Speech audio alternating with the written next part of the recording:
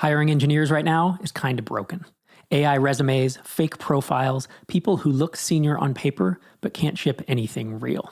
G2I cuts through all of that. They've pre-vetted over 8,000 engineers. Not, we glanced at their GitHub vetted, actually tested with live technical interviews. Contractor or full-time, just tell them what you need and within days you're reviewing real candidates. And you get a risk-free trial. If it's not a fit, they'll replace the dev in 24 hours. Meta trusts them. 1Password trusts them. So do Bootstrap founders who need to move fast without expensive mistakes. If you've been to React Miami, you already know. They're deeply embedded in the Builder ecosystem. They're also launching AI Miami this year. Check them out at g2i.co/Rob. Get a 7-day free trial and $1,500 off when you mention Startups for the Rest of Us. That's g2i.co/Rob. You're listening to another episode of Startups for the Rest of Us.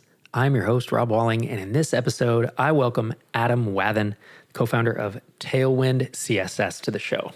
And in this show, we actually talk about two very disparate topics, because I'd originally invited Adam on to talk about founder fitness, or just staying fit as a founder. This isn't about lifting a bunch of weights and spending 2 hours in the gym every day. It's actually about how to do it as quickly as possible and staying in half-ass decent shape as you're running an all-encompassing company that takes all your energy, time, and focus. And I invited him on, and then in the meantime, he has posted about how they had to do pretty dramatic layoffs at Tailwind. And so in this episode today, we dive into those two topics. First, an update on Tailwind Labs and how they're doing, as a company and everything that went down there.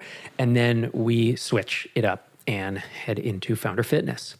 Before we dive into my conversation with Adam, MicroConf Europe tickets are on sale. This year, MicroConf Europe is in Reykjavik, Iceland at the stunning Harpa Concert Hall. Dates are September 21st through the 23rd of 2026.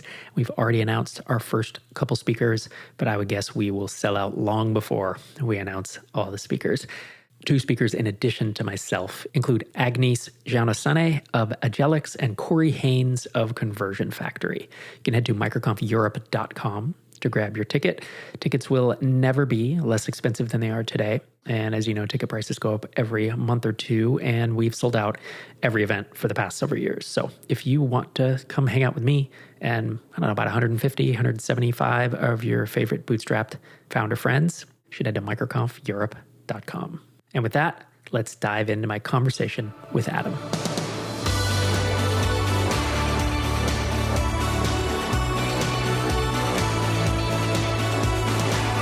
Adam Wathan, thanks for joining me on the show. Thanks for having me, sir. How's it going? It's going really well, man. I can't believe, is this the first time you've been on Startups? Yeah, I've never been on this show before. That's an oversight on my part. You've spoken at MicroConf, we've hung out, we've had dinner, we've had drinks, and talked email for years, but I just, sometimes it's well, I'm excited to be on because I've been listening to the show since a long time before we ever met, or I got to speak at MicroConf or even attend MicroConf. So it's definitely awesome to be on. And there's a kind of coincidental timing because producer Ron had told me, hey, we should do an episode about founders and fitness, because there was a Tiny Seeds Slack thread that kind of went wild. People talking about getting in shape, and not just about lifting weights. You can get that anywhere, right? Or fitness, but it's like, as a founder, usually with a family, how do you do this? And so I went on X and said, who should I invite on to talk about this? And several people mentioned you. So I went to invite you around the holidays. And then within a few days, you were like, you had that podcast episode where you're like, we laid off 75% of our engineering team or whatever. And I'm like, oh my gosh. So it's brutal. Like, it's the worst, usually the worst day of a founder's journey when that happens. And I feel like I want to talk about both, basically. Like, it would be an oversight not to, to talk about your experience. And then I want to hear an update too, because there was such a kind of a public outreach, and like that podcast episode is called Adam's Morning Walk, and I think it's episode 3 or 4. That basically went viral, and I think Jason Fried was commenting on it, and it just blew up. And there was this whole people wanting to sponsor, and people in Slack groups I'm in were like, I don't even use Tailwind, and I'm going to buy a license right now, So it was like a real... Yeah, it was crazy, yeah. So we'll get to that point, but take us back to... Because when I think of Tailwind CSS and Tailwind Labs, which is, I think, your company around the open source project, last I heard publicly, you're doing millions a year in revenue. It's not recurring, but it is one-time purchases, right? Yeah. And you had a small team of 6, 7, 8 people, is it something like that? Yeah, we're 8 people kind of at our biggest. Yeah. And so plenty of budget to handle people. But then you described this slide in revenue that you've seen over the past, 12 to 18 months. You want to talk people through what happened?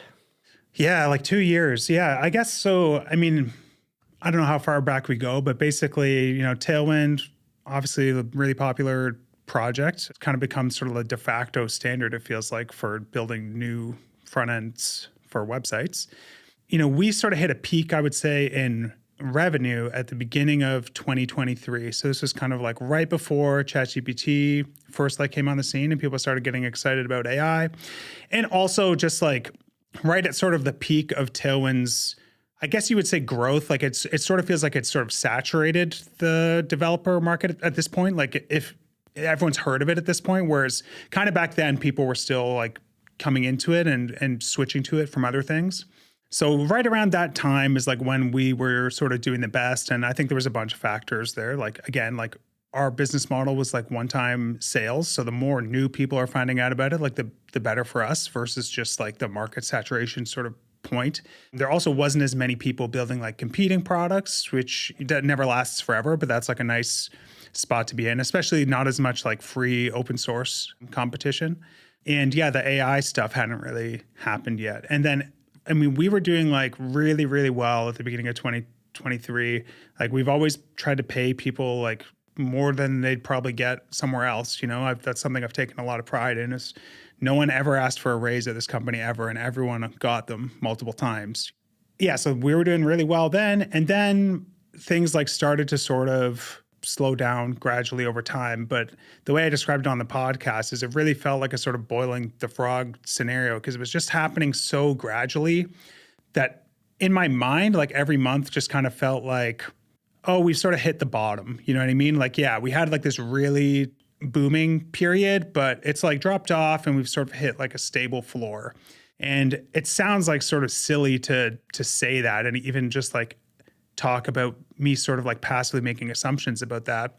But I think probably a lot of founders can empathize with just you're not primarily a CRO at the company or a CFO or whatever, right? It's not I'm spending all day, every day analyzing spreadsheets and doing forecasts. I'm working on the product, trying to figure out what we should do next, whatever. As long as you can pay the bills and it feels there's money left over in the bank account at the end of the day, I didn't analyze it that deeply, And eventually, towards the end of last year, I decided, you know what, I should really just make sure that my assumptions about things being stable are correct. And when I actually plotted out the trend, I realized that, revenue was dropping pretty consistently by say 15 grand a month. And it kind of dawned on me that I'm not really going to feel this until we cross that threshold where it's dropped enough to be a real problem. It feels like a very black and white thing, It's everything's fine, and then all of a sudden you don't have enough money to pay people.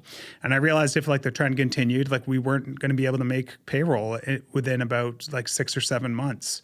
Yeah, so that's when it kind of became sort of a bit of an emergency, and I realized, okay, so what are my options here? I can either keep trying to sort of turn things around and get back to the point where we can still afford the team that we have, which obviously that's what everybody wants. That's what I wanted regardless of what I did. But ultimately decided no matter how hard I try to do that, that's what I've been trying to do for the last 2 years. And none of the things that we've tried have really fixed it and turned us back into sort of growth mode. No matter how hard I try to do it, I don't actually have control over it. You know what I mean? All I can do is try to affect it as much as possible. So it kind of felt irresponsible to me to just not try to make changes that sort of planned for the worst case scenario. Because the last thing I wanted to do was not be able to turn it around and then one day just have to tell everyone, hey guys, sorry, we can't afford to keep everyone around and we don't have enough money in the bank to kind of provide you with a solid severance for transitioning to the next thing. I wouldn't be able to live with myself doing that because I just know how stressful that would be for people. So instead just made the decision, okay, well, let's cut the expenses now while we can still give everyone a really healthy severance and make it not a stressful situation for them and help them find their next thing, and then figure out, how to turn it around from there. And in terms of what I sort of thought happened, like it sort of blew up because it was like a GitHub issue where someone was trying to add support for like Markdown LLM endpoints to our docs. And I had sort of like not prioritized it because I was busy trying to like make the business work. And one day someone just posted like a sort of rude entitled comment in it, just saying like, when is someone going to look at this? It's been this many months or whatever. And that was like the same day that I had laid everyone off. And it just was like the perfect storm of like, okay, like this has just gotten under my skin. So I just replied to it and just sort of explained like, listen, like this feature that you want to add is going to just make less people come to our website, and traffic is already down by like 40%, which means revenue is down by a lot because our website is the distribution for our product. And me like spending time working on this feels like it's in like conflict with our own business model. And right now I'm already in this situation where we just had to lay all these people off. So how can I justify spending this time on that, right? Yeah, so that's what ended up blowing up into the big news story was like, okay, Tailwind Labs just laid off a bunch of people because of AI, which I don't think is necessarily the whole story, but I do think is like a big part of the story. And what we've been trying to figure out ever since then is how can we sort of swim downstream instead of upstream? Because AI has basically been our competition ever since it showed up. And I don't really want it to be that way because I'm hugely excited about it and I use it every day and it's like changed the way that I work. So it's really just sort of like, man, it sucks to feel like this technology that I'm personally excited about is in competition with our business. And surely there's got to be some way to like reimagine what we do to sort of work in this new world. And that's kind of, what we're kind of working on now. But yeah, when I put that podcast out, I don't even know why I put it out. Like I've been doing this podcast where I just sort of candidly talk about what problems I'm working on, once a week or something like that. And I don't think I had tons of listeners at the time because it wasn't really intended to be that. It was really just like what's on my mind. I'm walking the dog using like a little battery powered lav mic. You know what I mean? It's not a highly produced thing, but that ended up really blowing up and tons of companies kind of came out of the woodwork to sort of sponsor the project, which we'd been having trouble sort of finding sponsors for the project before then. And yeah, like honestly really changed the direction of our business financially. Now there's enough coming in from just companies' sponsorships to cover our expenses without us even worrying about the products. So that was nice. But yeah, it was really just a crazy, unexpected sort of whirlwind. It makes me think of like the whole just luck surface area thing. You just like, you talk about things, you put yourself out there and like things can happen. But yeah, there was no strategic goal when I released that podcast. I was just venting about something, But yeah, so anyways, whatever. I'm all over the place with this story here, but that kind of gets us to today. No, this is good. You recapped it. Yeah. I was going to joke that in your morning walk podcast, I love your Foley work and how you insert fake footstep noises and fake leaves rustling in the background. Because I know you're in some studio. Saying hello to fake neighbors. Totally. Exactly. It's great. You got AI go working for you. Yeah. I mean, there's a few things I want to touch on. And, we're also going to talk about fitness and how you've like really reworked your body and in the latter half of the podcast.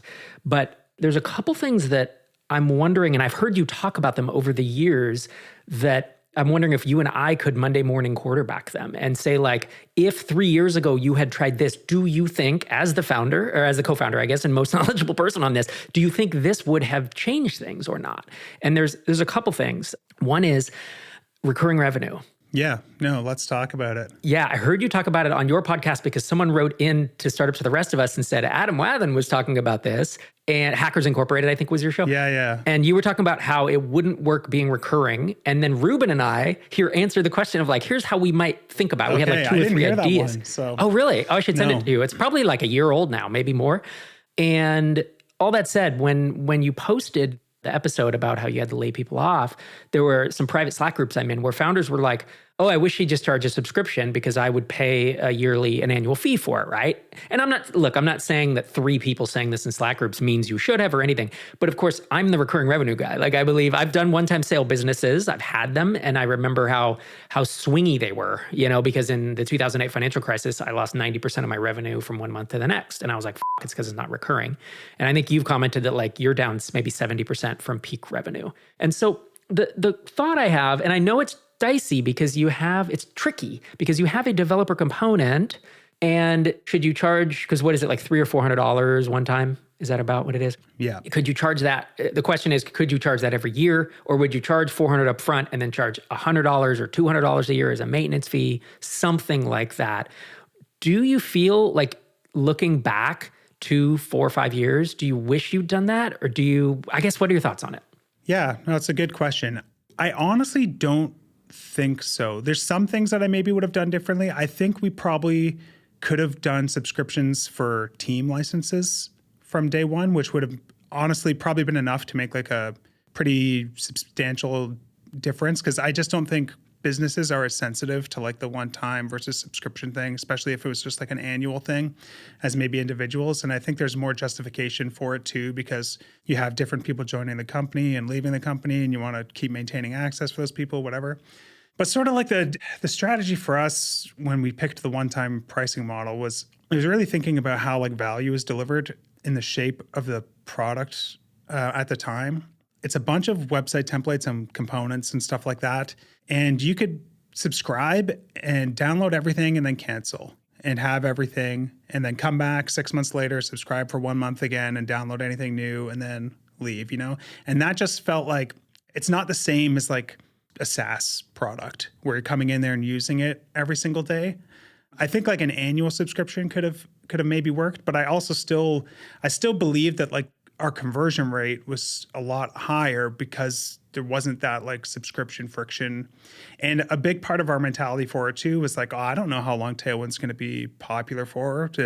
All this developer tooling goes in cycles. It really feels like capitalize on the moment and basically just like sack away as much profit as we can as a company in case one day this like all goes away. And maybe that decision like contributed to that outcome in some ways, but also at the same time, like I did get what I wanted out of it. I've never like made it a secret that like the business has done really, really, really, really well for the founders while paying people like extremely well and creating I think a really fun and relaxed and interesting place to work for the people that work here.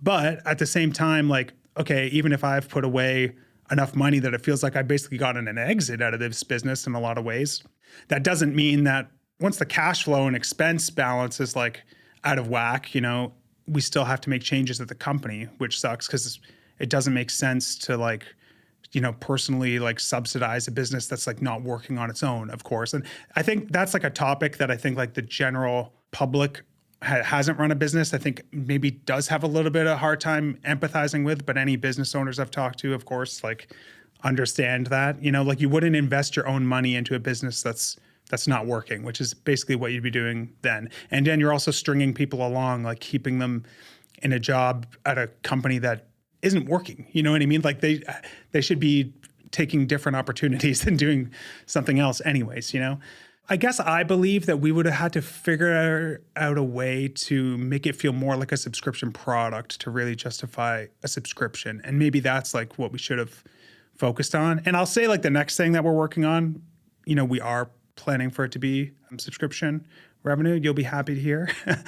But yeah, I don't know. I guess I just feel like if we went back in time and made a subscription for everyone from the beginning, I still have those same concerns about really high churn, like the sort of churn that people have on like subscription education products, which I think is a historically really challenging thing.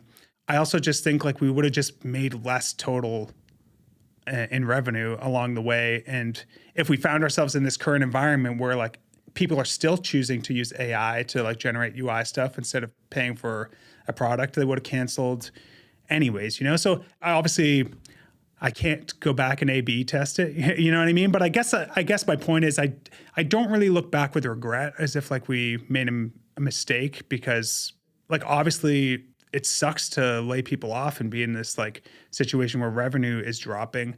Like when I really zoom out, I still feel like it's still been a really great outcome for me, and I'm still like really grateful for how things have played out, So I don't know, but I'd be really curious to hear like what you think for sure. Well, and there's two things. You said it's a great outcome for you. I actually would argue it's been a pretty good outcome for your team. Even those that got laid off were paid, I believe, above market salaries. and you gave him generous severance. And yes, it sucks to be laid off, but you took care of those folks. Yeah. So, but yeah, let me weigh in on the subscription. I think an annual subscription would have worked. Yeah. That's my gut. You think so? Is it? Yeah. And that it would have given you, well, here's what it would have done. You're right. You would have had probably less of the boom years, when you were making loads of money. But I think it would have been more stable. It would have grown. And then maybe, if anything, it would have plateaued. And it's just recurring revenue is so, especially annual, it slides so much slower, than any type of one time. So do you think we should have just done like the same kind of get your foot in the door price and then either recur at that same price annually or maybe like a lower amount to sort of... Somewhere in there, I probably gut feel would have been like, look, if it's $3.99 up front, you get updates and stuff as long as you pay the $3.99 every year. You can use it in perpetuity, but you don't get updates or support. I mean, that's usually what comes with an open source project. And then every year, everyone gets to evaluate. And you're right. I do think your churn would be higher than like enterprise SaaS or Salesforce, but I think it would have been significantly low. Monthly would have been a disaster. I don't think you would have done monthly. Yeah, monthly, I don't think would have worked. I guess in my head, I had pictured it as like, well, if the lifetime is this, then the annual has to be less than that. And you're kind of saying, not the case, I would be super curious to see. And even if you were to do a $3.99 up front and then it's $199 a year, it's still something. But I don't know why you wouldn't just do $3.99. I that's probably where I would have leaned. But the other thing is, and I want to ask your opinion on this because I don't know the business well enough, is one thing I see working, there's only a couple tiny seed companies that are dev components. I mean, maybe it's 2 or 4, like it's very small. They're also seeing impact by AI, being heavily impacted by it, by the way, because people aren't thinking about a component anymore when AI can just go write all the code, as you're seeing. But one of the ways that they make quite a bit of money is they do have their developer $200 to $400 thing, but then they have their mid-market $5 or $10,000 thing a year that's for, we'll call it enterprise. Usually enterprise is more like $35K and up, and maybe you could have that too. But even just a $5,000 or $10,000 package that is, it's for teams, but it's also when they want more support and there's stuff you throw in, right, that enterprises care about. And the churn on those, I think, would have been very, very low, would be my gut. Yeah. Once you got in the door there, like those contracts, they collect dust in some folder. They do for years. They do, I guess, and if you had to go through procurement, then you make it $35K and up. I mean, that's kind of my rule of thumb. But I'm wondering, aside from just not wanting to do that because enterprise sales is not fun, right? And hiring a manager. Aside from that, well, reason, honestly, we're doing quite a bit of that now with like the partner program. That's what I was guessing. Yeah, I was wondering if you wished you'd done that earlier, if you think that would have worked, because that was always something I thought, man, I think these orgs would pay a lot more than $300 a month. Yeah, we probably should have, honestly. I think I took like an irrational amount of pride in trying to build like an open source thing that was sustained on like real profits from making a real product that like delivered actual value. And I hated the idea of feeling like we were making it work like on donations. I wanted it to feel like the market was making it work, which I think I've changed my opinion on that a little bit in the sense that I think we are providing real value to the companies that are part of our partner program. I don't think people tend to just like give people money for nothing. If they're choosing to give you money for what you're offering, then they're seeing value in it. Whether that's like the exposure that they're getting from the website or just having a more direct connection with our team to kind of like skip the line when they have like bug reports and stuff like that. And wanting it to exist, man. I mean, there are companies I've worked at where when we would implement a technology, Sidekick, for example, when we were like, we can only give him, Mike Perham, who runs it, right? We can only give him $1,000 per Sidekick instance. I was like, I actively want to support this more because we had so much infrastructure built on Sidekick. I think there's that. I want this to exist. I don't want it to be abandoned. Like the Twitter puts out a UI framework and we were using it at Drip, and guess what? 2 years later, nobody's maintaining it, right? And so I think there's more value. To me, it was never a donation. It's we do get priority support. And I remember that being important for us because we had some downtime or some glitches on a Saturday. Yeah, I mean, like for a product like Drip, like your queues, incredibly important. That is like some of the most critical infrastructure for the whole product, right? So for you, I think if there's a company, I mean, if there are companies that want to pay 10 grand or 35 grand or whatever the number is, that's significantly more than 400. I don't see it as a donation, man. I see it as them, and it's not just like, oh, let's support this project. It's like, no, this product is critical because it's in our application and thousands, if not tens of thousands of lines of code, and we want it to exist. So that's more of what I was thinking.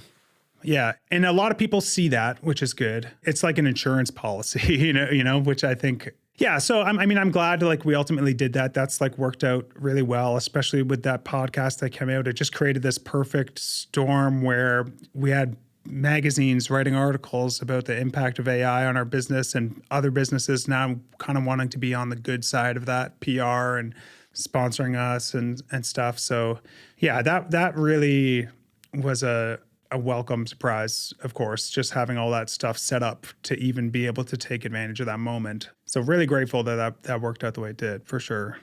That's great to hear. I'm glad. It's kind of a happy ending for now. Yeah. And we've got like stuff that we're excited about now. Like we're working on, we kind of pre-announced this like Ui.sh is the product that we're trying to build now, which is the idea is to basically augment the AI tooling that people already use to be able to produce better front-end code, better design, sort of take all of what we've learned building stuff over the years and sort of teach the robots how to do that so that you can get some of those benefits in the stuff that you're doing. And I mean, it seems like an obvious thing for us to work on. And it seems more obvious than ever now that I've been working on it for a while and feel like I'm making it work and know how to make it work. But the AI stuff really is such like a black box full of so much trial and error that until you feel like you have the secret passphrase to get it to do exactly what you want, sometimes it feels like, how am I supposed to make this thing even do what I want? But I think we're going to be all right, for sure. Glad to hear it. Well, let's wrap up that thread and move on to Founder Fitness. Thanks for talking us through that, man. I know it's hard. It can be hard. Yeah, I think, to talk about stuff that isn't working or hasn't worked. And I appreciate your openness and honesty both before this and on the show. It's good to have places to talk about it, honestly, and to have the opportunity to talk to people with tons of experience like yourself that can help with ideas. And I think suffering in silence is the wrong play when you're in these situations. You need that outside perspective, so. Yeah. I'm really glad it turned around. I was definitely rooting for you. There were a lot of replies to your Twitter threads, but I was in there. I was like, man, hope you pull through. So, well, let's switch it up and talk about founders and fitness. And it's a total right turn. Yeah, total 180. This is so much easier to talk about. Realistically, the reason you came across my radar, I think, is because you talked about it on your podcast, Hackers Incorporated, former podcast. I don't know that you do it anymore, but you talked about it. You lost 70 pounds. You got to about 12% body fat, and do you still bench 315? Dude, it's a lot of weight. I can still bench 315, but I'm not at 12% body fat anymore. Which is fine. We're not holding you to that. But the idea is that you are a co-founder of a business. You care about it a lot. You work on it hard. You have a family. You're a dad. And most of us are like, how can we fit this in, right? And you've talked about having really short workouts. And this is the thing I want to start with because I'm most interested in this because I don't like working out, but I like being in shape. That's just how I'm worked. Some people really enjoy working out too, and I envy them. That's not me. So I've recently dropped from like 3 sets of whatever to I'm doing 2 sets with higher weights to failure, whatever. It's stuff that I've heard on the internet and my 15-year-old tells me to do. And so I'm trying to cut it down. I've been getting it down to about 20 minutes. And it's twice a week for me, man. If three is big victory, but twice a week is like plenty. I'm 6'2" and I'm pretty slender. It's not like I need to work out all the time. But you've one up to me. You didn't just 6-minute abs, you 7-minute abs to me because you have 15-minute workout sessions. Yeah. So I'm actually not training that way right now, but I can talk about a lot of different stuff. So stop me whenever. But I'll explain sort of what I was doing there. So when I was like, I really made this commitment to sort of like shed a bunch of weight because I was very overweight. And I think like anyone who's ever been overweight, once a week, they have that day where it's like, man, I'm going to turn this around. I'm going to like get in shape, whatever. And for me, how I like got that process started at the time that really made it happen was I knew like I need to find some way to basically like be spending money on this. So I am taking it seriously. Like I know like what a lot of people do. Like a lot of people who have a hard time going to the gym like signing up for like classes at the gym or like group classes because it goes in your calendar and it's not just like something that you're going to make time for like, oh, I think Tuesday afternoon, I'm going to go to the gym and get in an hour or whatever. It's like, it's on your calendar like a dentist appointment. And for a lot of people, like that's enough to like get them to kind of go, right? And I wanted sort of the same thing for sort of just like eating healthier and controlling my portions better and all this stuff. Because ultimately that's like what losing weight comes down to. It's hard to just exercise that away. A lot of that is changing bad habits and bad relationships you have with food and stuff. So I found this service called My Body Tutor, where it was like a couple $100 a month and you worked with a coach who would basically, you do a phone call once a week, but they would also like text you every single day. And you had to fill out like a log at the end of the day and send it to them with like, here's a picture of every meal I had today, a bunch of like really interesting questions, like how well did you sleep? There's like gratitude journaling in there. There's a lot of stuff that's just like all kind of comes together to sort of get you into like a more positive, healthy mindset and helps you sort of maintain these habits. And for me, it was just like, okay, if I need to like send pictures of like what I'm eating to someone who I don't know every single day, and I'm spending like a couple $100 a month on it, my hope is that that's going to be enough to like get my ass in gear. And it worked really well for me in that sense, because it's really hard to send a picture of like a blizzard from Dairy Queen to some like really in shape fitness coach, you know, that you're working with and not feel like an idiot. So that was sort of like the first step for me that really helped me sort of like get into that habit. And once you sort of have that chain going, it's a lot easier to be like, okay, well, I've eaten like well and it's stuck to my like calorie budget for the last 2 weeks. Do I want to throw that away today? You know, it's like that Jerry Seinfeld, don't break the chain thing, you know? So that's like the summary of really like what worked well for me there. And of course, there's like a lot of different strategies that you can actually implement to do better, like with your eating, like things like eat super, super slow, take a drink of water between like every bite. Don't do anything while you're eating. Make eating as boring as possible so you want to be done with it and get back to what you were doing. If you're sitting there like eating lunch and like browsing your phone, it's way easier to like eat more because you're sort of entertained. But if it's like, no, it's just me and this plate and I just want this to be over with because I want to get back to this interesting project I was working on, you know, yeah, you tend to not eat as much. But when it comes to the workouts, historically, I've done like a lot of heavy weight training because I used to compete in powerlifting. And I kind of got into that because through a bunch of different attempts at getting into like working out, I think like most people like get into working out because they want to look better. You know, I think that's generally why people do it. And it takes a lot of time to see visual improvements there. So it can be hard to sort of stay motivated to stick with it. But then I sort of got into strength training over just like working out to look better. And now you're like keeping track every day of like, okay, I did this many reps, or I lifted this much weight. And you can actually see improvements there like day to day, week to week. And that's actually really motivating because you can see, okay, well, I benched 185 for 10 reps last week. And this week I got it for 11. You know, it's like, yeah, this is awesome. I'm making progress. You sort of get addicted to it because like that feedback cycle is so much shorter versus like taking pictures every day and like hoping that you start to look like you've put on some muscle or something, because that could take months and months and years, really, right?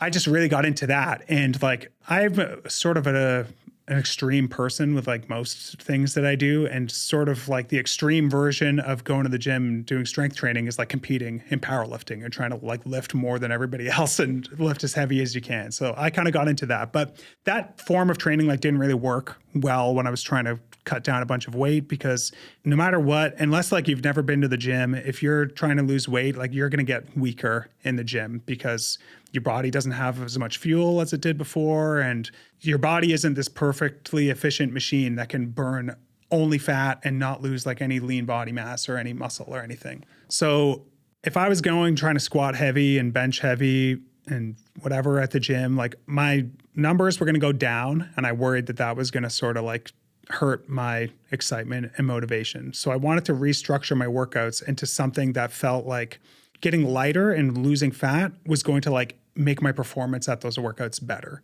So I started doing these like weighted vest circuits, and it's something I picked up from this guy, Jim Wendler, who's like anyone who's like been into powerlifting will know who this guy is, but he's just like a really long time, well-known like strength coach guy. And I've read his stuff for years, and he talked about doing this stuff. And basically I just threw on like a 20-pound weighted vest, and I would do like 3 to 5 rounds of a circuit where I was doing like some planks, which I incorporated because I've had a lot of back injuries over the years, and I found that kind of really fixed that for me.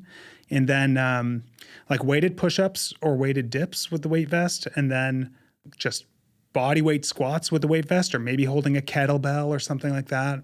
And then like chin-ups if you can do them, which I know not everyone can, especially with the weighted vest.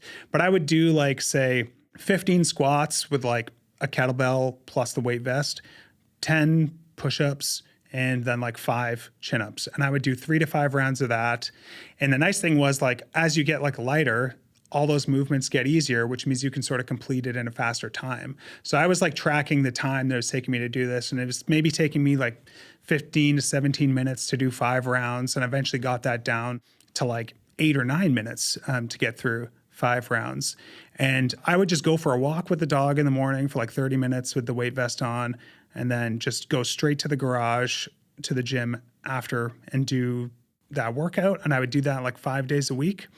And I felt like, honestly, like I felt better than like I've ever felt in my life, like doing those workouts. And it's not as heavy, and I don't think you're going to build as much muscle as you're going to build doing like heavy squats and stuff like that.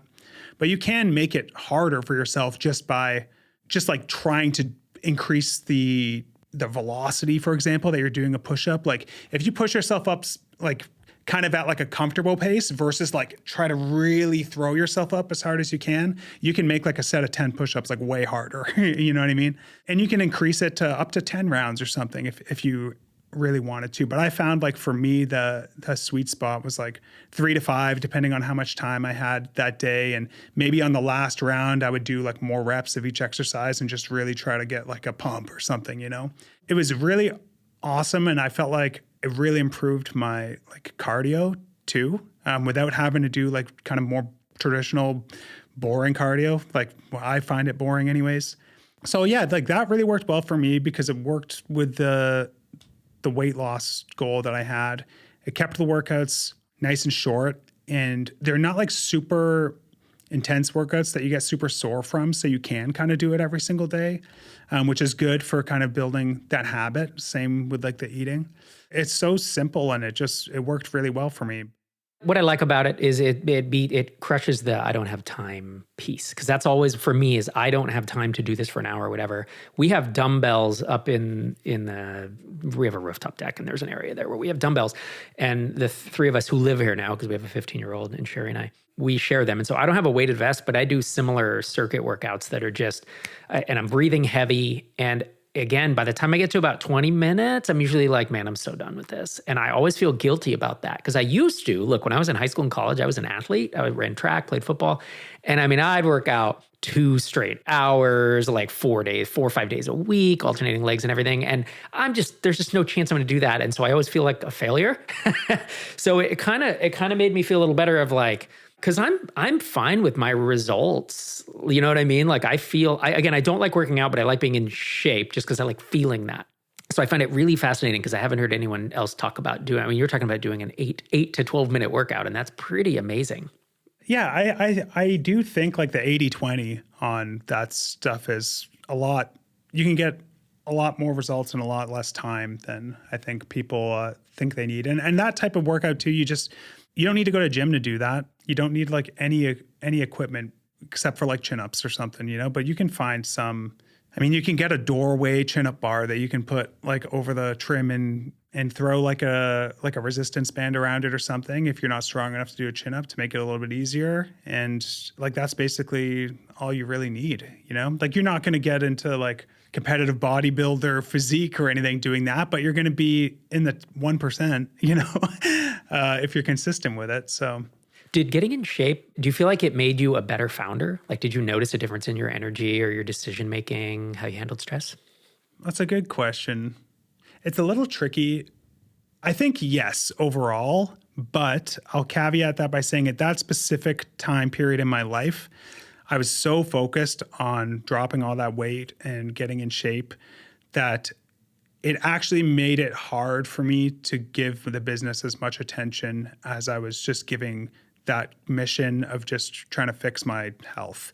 For me, like I've always struggled with eating my whole life. So the amount of discipline and sort of willpower that it took really sort of drained my battery personally. So there was kind of two elements to it there. Like I slept better, I felt better, I definitely had more energy, and I'm sure all that was good for me. But to be perfectly honest, for me specifically, that became like my obsession at that time. I don't think it needs to be that way as for people, but I was in a situation where I just had a problem and I just really needed to focus on solving it. And that became sort of my focus at that time. So wrapping us up on this topic, and then I'll let you go. You've mentioned a couple times that you no longer do that workout style. You've changed. What are you doing now and why? So mostly out of just like, it's nice to do something new once in a while. But now my business partner, Steve, works with me at my house like 3 days a week. That's something we started doing at maybe mid last year or early last year. And I have a really nice gym set up at home, and he likes to train, but doesn't do a good job of sticking to it by himself. So now that he works here with me and him will go down to the basement and work out in the nice gym doing real weight training with barbells and stuff for an hour, 2 or 3 times a week. And it feels like we have the time for it because we're down there doing it together and we talk shop the whole time. And I think both of us end up coming away from that with lots of new ideas and stuff. It never feels like something that we're trying to make time for. So we've kind of transitioned back to sort of that type of training. And I think like I do have a hard time doing it by myself. I think like that's the other tip that I would give anyone who's trying to like, it's similar to doing a class. If you can find like a training partner, both of you might not feel like working out that day, but unless both of you come out and say it, you're going to expect that the other person's expecting you to be there. And you know what I mean? So that accountability, I think really helps. And also just like makes it, I don't know, maybe not everyone's this way, but I just find it so much more fun to just have someone to chat with and to sort of, it creates like a little bit of a competitive atmosphere. Not that you're competing with each other, but it's almost like someone's there like watching you. You want to like put in some good work because like someone's sort of observing you, you know, and you want, So I think that's been huge for us, is just like being able to actually work out with your co-founder is awesome. Yeah, totally. That's a nice luxury you guys have, that you live close enough. Well, man, thanks so much for finally coming on the show. Yeah, no, thanks for having me. Folks want to keep up with you on X. You are Adam Wathan, Wathan. And of course, if they want to rapidly build modern websites without ever leaving their HTML, tailwindcss.com. And without ever leaving your terminal now. That's what it is. Change the, yeah, that's her H1. I'm just reading it. Yeah. Thanks again for joining me, man. Awesome. Thanks, Rob. Thanks again to Adam for taking time out of his busy schedule to come on the show and tell us about his experiences, both growing Tailwind Labs, having to make the hard decision of letting some of his people go, and about how he's been staying in shape these past couple years. Thanks to you for listening this week and every week. This is Rob Walling signing off from episode 825.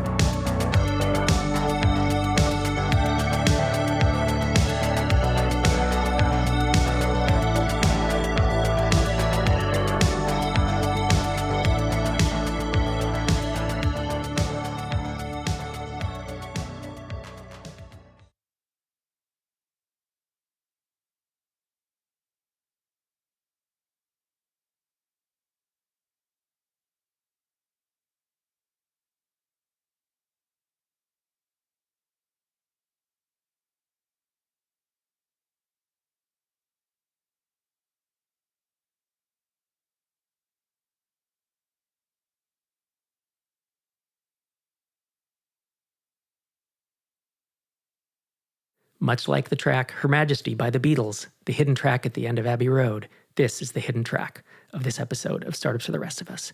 In it, I ambush Adam Wathan with trivia questions, 5 of them. God. And I've picked a topic that I don't know if he knows anything about, But I asked ChatGPT to give me 10 trivia questions. We're only going to do 5 of them. I'm going to pick them about Tailwind CSS. Oh, God. All right. And I am fascinated. Me too. I'm fascinated. Well, sometimes ChatGPT pulls out such random crap that it's like, what is this? Or, you know what I mean? It can go so detailed, but I asked it for difficulty. Normally I go difficulty 1 to 10 questions. And then I kind of pick through, and the last one is a 10. I said difficulty 3 to 10 because I didn't want any gimmies for you. Okay. No. All right. It's going to be like, what is the commit hash of the 900? Yeah, totally. And you're like 9A, 4B. Yeah. Oh, I know this. Right. I got it tattooed on my wrist. All right, let's go. I have ambushed many a person with this. It's always people I feel comfortable with, that I like, that I've met in person. And so I hope you consider it a privilege and not a dick move by me. All right. First question, difficulty 3. And if you say these are wrong, that's the other thing is, there's a chance that ChatGPT is just wrong, so it'll be interesting. All right. What core philosophy differentiates Tailwind CSS from traditional CSS frameworks like Bootstrap? I don't know how you give a correct answer to this, but I would say the core philosophy is heavy reliance on presentational classes and building things out of tiny utility classes directly in your markup. That's what ChatGPT says. It's a utility-first framework instead of pre-built components. It provides low-level utility classes. So nice. Difficulty 4. So you're one for one. What configuration file is typically used to customize a Tailwind project's design system? Color spacing and breakpoints. Yeah, okay. So prior to January 2025, this would be your tailwind.config.js file or tailwind.config.ts or whatever. But nowadays, you configure Tailwind in a CSS file, which can be named whatever you want. It's just like whatever you decide to call your CSS file. So, dude, that's a great answer. ChatGPT just says tailwind.config.js. So you nailed it. You gave the bonus answer. You're like get current. Get current. two for 2, man. All right. What feature introduced in Tailwind 2.1 allowed developers to write arbitrary values directly inside square brackets, like top dash square bracket 117 pixels? So there's 2 possible answers. One is just the feature was just called arbitrary values support, but the thing that enabled it was our just-in-time engine. Perfect. That's the exact. Its answer is arbitrary value support via the JIT engine. Okay, so there you go. Dude, it's like you know. It's like I made it, It's like you know everything about this. Okay, so for the last 2, I'm going to go to difficulty 9 and difficulty 10. We're going to go nuclear because these feel way too easy, and we'll see if we can stop you. In Tailwind, what directive is used inside a CSS file to inject base styles, components, and utilities? So it's at Tailwind base, at Tailwind components, and at Tailwind utilities. But that's also not really true in the latest version. But in the ChatGPT world, that's true. Yeah. I love this. You are nailing this, dude. Does that seem like a difficulty 9 to you? That seems pretty. That's not. That seems very simple. That's like a getting started documentation thing. You need to type that to make it work. So. Yeah. I don't know what ChatGPT killing me. Oh, that one's interesting. What controversial design decision did Tailwind embrace that many early critics objected to? Is it just the utility class thing in general? I think that was the thing that people really it's not semantic, it's not going to be maintainable, separation of concerns. These are the terms that would be thrown around, I think, generally. That's it. Yeah. Writing lots of utility classes directly in HTML markup, arguing that ugly markup was preferable to context switching into separate CSS files and dealing with naming abstractions. Dude. No, there's no harder ones? In Tailwind version 3 and later, what is the purpose of the content key in Tailwind.config.js, and what problem did it replace from earlier versions? I don't know that okay, so the content key is where you specify all the paths to all of the files in your project that might contain Tailwind classes that we need to scan through to figure out utility classes that you're using. But that was introduced in v2.1, not v3. And the problem that it just, that's the thing that makes it possible for Tailwind to just produce the smallest possible output instead of being like a multi-megabyte CSS file that contains every single utility possible in the framework, which really slowed down development speed and dev tools performance in browsers specifically. So yeah, you nailed that. And it says it replaces the old purge configuration from V2 and earlier. Is that true? That's true. Yeah. That's true, actually.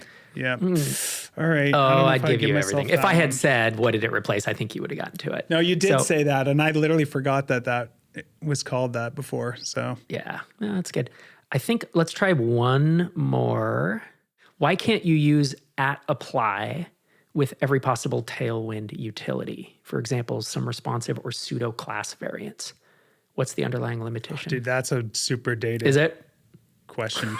Yeah, you can. So see, I give up. We give up. That's it. Oh, I love this, dude. I think you're like 7 out of 7 or something like that. Congratulations, man. Well, the purge one, I feel a bit ashamed in getting the. You're purge like, one. I only get. Not quite I get right, maybe an A- on this test. No.